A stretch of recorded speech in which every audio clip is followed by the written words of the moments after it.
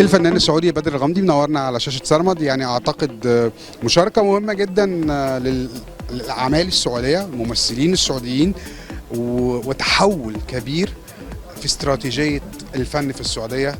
وأعتقد إن إحنا هنشوف إبداعات كبيرة وكتيرة الفترة الجاية. صحيح، وشاكر لك هذه الاستضافة مبدئيا. احنا ما احنا غريبين على القاهرة التجريبي، احنا فرقتنا فرقة مسرح الطايف من بدايات 2000 واحنا مشاركين في هذا المهرجان العريق. انا بالنسبة لي على المستوى الشخصي كنت احلم كثيرا اني اشارك في هذا المهرجان. السنة هذه يا ربي لك الحمد انا مشارك بالعرضين السعودية اللي تمثل البلد في مهرجان القاهرة الدولي مسرح التجريبي. انا مشارك في عرضين. نعم. هو السعودية كلها مشاركة بعرضين. نعم. انت موجود في الاثنين ما شاء الله. نعم.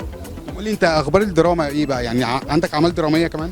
أنا كان عندي عمل على منصة شاهد التابعة لMBC، مسلسل 6 ناقص 1، وإن شاء الله في كذا عمل اللي تتأكد إن شاء الله وربي يوفقنا فيها. التطور اللي بيحصل ده ربما نشوف ممثلين سعوديين كتير قوي في اعمال مصرية واعمال عربية، وده حاجة اساسا مهمة جدا احنا نشوفها. صحيح، وهذا يرجع بعد فضل الله سبحانه وتعالى لقيادتنا وسمو سيدي الأمير محمد بن سلمان. هذه النقلة النوعية ورؤية 2030 على مستوى الأصعدة، وأهمها واللي لمسنا احنا المجال الثقافي.